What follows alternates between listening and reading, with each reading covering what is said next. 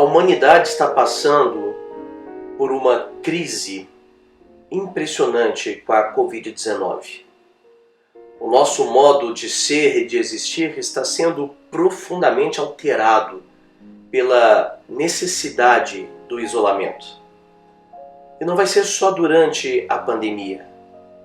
Depois, quando ela se arrefecer, nosso modo de vida terá se alterado para sempre.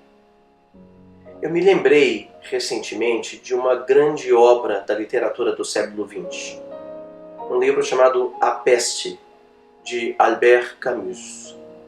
É impressionante a semelhança objetiva entre a história que ele conta e o que nós estamos vivendo. Uma doença que inicialmente foi transmitida por alguns animais, ratos no caso, e depois uma cidade que se vê obrigada a se confinar nos seus muros na Argélia, a cidade de Oran. A luta desesperada dos médicos para salvar inutilmente vários moradores. Mas não é só a experiência dos médicos tentando salvar os pacientes. É também a experiência dos padres tentando salvar a alma daquelas pessoas. Almas que se perderam no nada, na ausência de sentido, na aleatoriedade da morte. A morte pode abater qualquer um. A nossa vida vale muito, mas ela custa muito pouco. O que é impressionante no livro é a semelhança subjetiva entre o que nós estamos vivendo nesse momento e o que os personagens imaginados pelo autor viveram na cidade de Oran. Até que de repente a doença arrefece. É claro que isso não é importante na história, senão não teria contado para você. O importante é o aspecto subjetivo dos personagens. Tarrou, Rieu, personagens que vivem a experiência do confinamento e são confrontados com a sua própria existência, com o sentido da vida.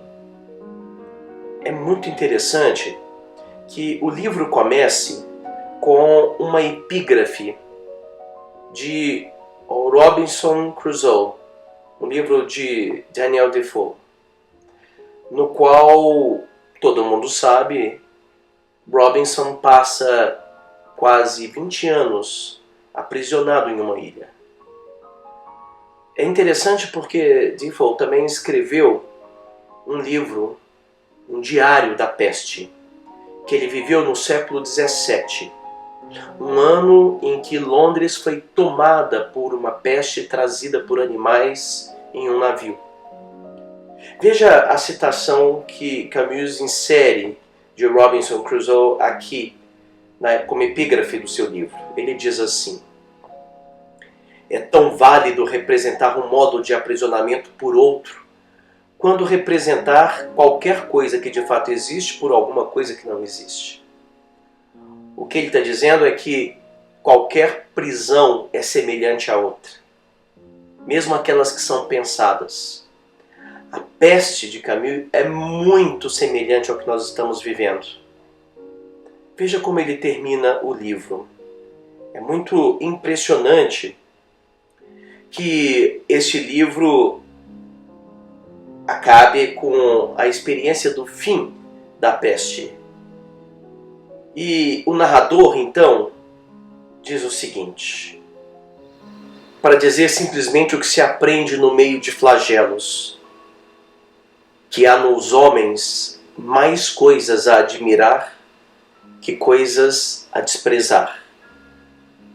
E um pouco abaixo ele adverte, porque ele sabia o que essa multidão eufórica ignorava, e se pode ler nos livros. O bacilo da peste não morre nem desaparece nunca. Pode ficar dezenas de anos adormecidos nos móveis e na roupa. Espera pacientemente nos quartos, nos porões, nos baús, nos lenços e na papelada. E sabia também que viria talvez o dia em que, para a desgraça e ensinamento dos homens, a peste acordaria os seus ratos e os mandaria morrer numa cidade feliz. O que é que a pandemia está fazendo com você? Como é que você vai sair desse confinamento? Você terá descoberto qual é o sentido da sua existência? Como a liberdade se insere na sua vida? Ou você voltará a viver como se nada tivesse ocorrido e como se nunca mais a peste pudesse nos ameaçar?